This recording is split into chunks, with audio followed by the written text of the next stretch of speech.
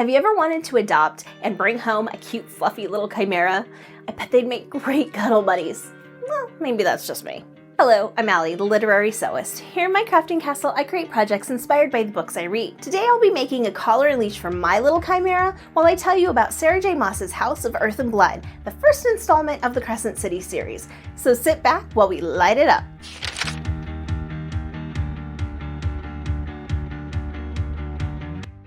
First, a little background on the setting itself. Midgard is the overall world in which the story takes place, but our primary setting is the city named Lunathion. It's named after the goddess Luna. The temple in her honor was the first thing built upon the city's founding 500 years ago. The location of this particular city and its temple was because of the way that the Istros River bends through the land in the shape of a crescent, which is why it's referred to as the Crescent City. There are 7 gates in the city, each set along ley lines running through the city. Originally, they had been intended as a quick way for guards in each district to speak to each other. Today, the gates are used as a tourist attraction due to technology such as mobile phones. Much like many of the other older cities in the world, there are a mix of historical and cultural with modern technology. This becomes important later on in the story.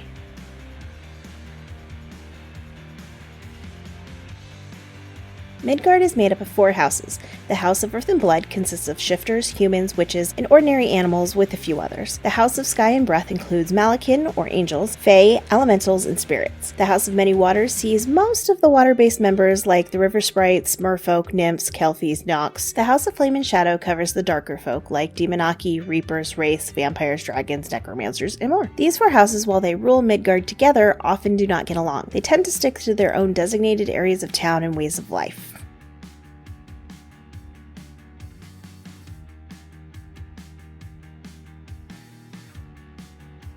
Our story starts with Bryce Quinlan, who is half fae, half human. She's an assistant to the notorious antiquities dealer and bastard daughter of the Autumn King, who is head of the Fae Crescent City. Her best friend Danica is daughter to the heir of the Valbaran Wolves and alpha to her own pack, the Pack of Devils. While Danica stays home with her pack for movie night, Bryce heads out to a dance club with her other friends, Fury and Juniper. It's a night packed with drugs, drinking, and casual sex. When Bryce returns to her apartment, she finds that the door has been smashed in and the entire Pack of Devils has been slaughtered quite violently in her apartment.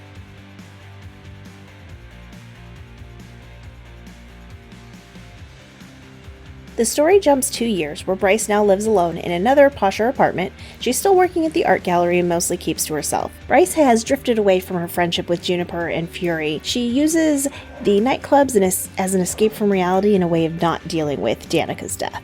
Similar murders to Danica's begin appearing around Crescent City, which leads Bryce to become involved with the investigation to find out what really happened to the Pack of Wolves. The Archangels are the policing force in Midgard, and Hunt Athalar is one of their personal assassins, nicknamed the Mortis Umbra for his ruthless pursuits. The 2 of them are essentially polar opposites, neither one having any sort of respect for the other's position in this world, yet Hunt is assigned to work with Bryce during the investigation. As they get deeper and deeper into the nitty-gritty, they learn that they must learn to trust each other or risk their lives. Will they realize how deep and far this investigation will take them? Will Hunt be there when Bryce needs him?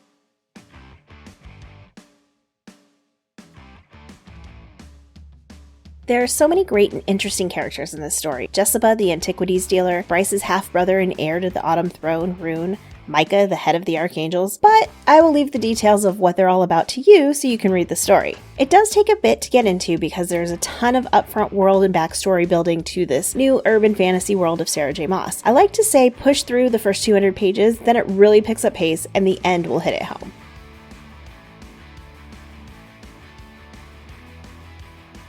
Before I tell you about why I picked this project, I would love to hear about your special furry sidekick. Let me know in the comments below. If you've been around the channel, you may have seen mine, Alice, but you'll probably see her again in a little bit.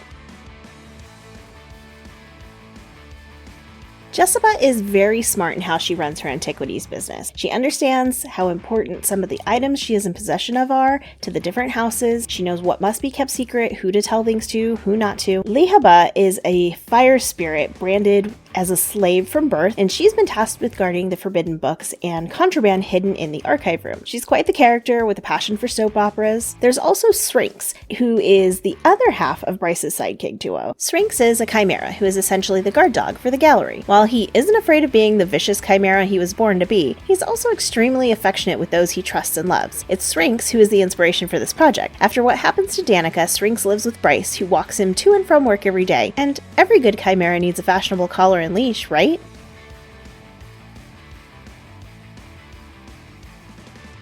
I really ended up loving this book. Although it did take quite a bit to pick up pace, I just had the feeling there was something good coming down the line for this story. The world building and plot really do set up the end being super important as you continue on. The build-up was excellent, and I'm deeply invested with so many of the characters that I'm itching for the sequel. This was a 5-star read for me.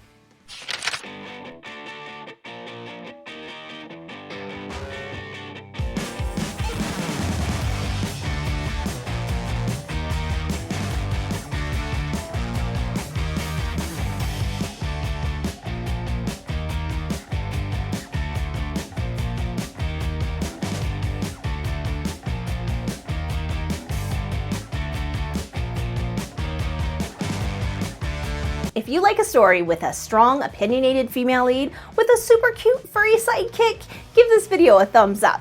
I do hope you'll pick this one up. It's a fun time for sure. You know what else is a fun time? The Literary Sewist Book Club over on Facebook.